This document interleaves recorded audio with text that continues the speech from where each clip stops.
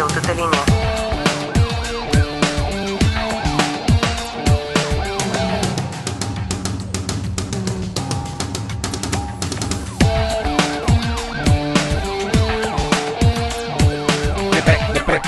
Не пресичайте, не противоконституция, основателствувайте. Спазвайте указанията на контролните органи и не пресичайте жълтата линия. Ето ни тук, в този свят, красив и необятен, но малко непонятен. Чакаме пак своя влак, на своето пътуване невидимия бряг, като на сън. Преминават странни необясними дните, своето истинско аз да намерим. Тичаме пак.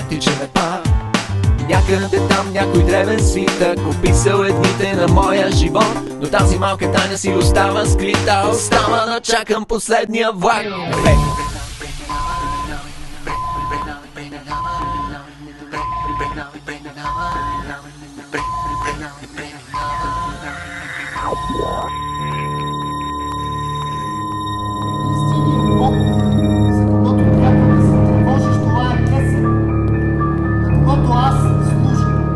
Какво знамение ще ни представиш ти, за да ти повярваме?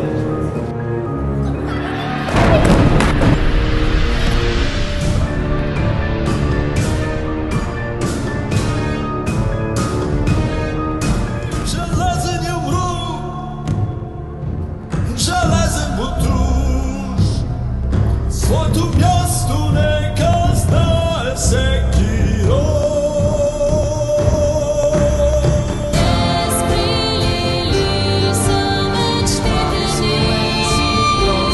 Това пророчество ще се изпълни единствено от Месия. Той е сина на Йосиф да заделя. Нима в този храм под купола звезда сме зажидани, оставени сами. Вдигни главата си, силен ти ме. Отвори очите си.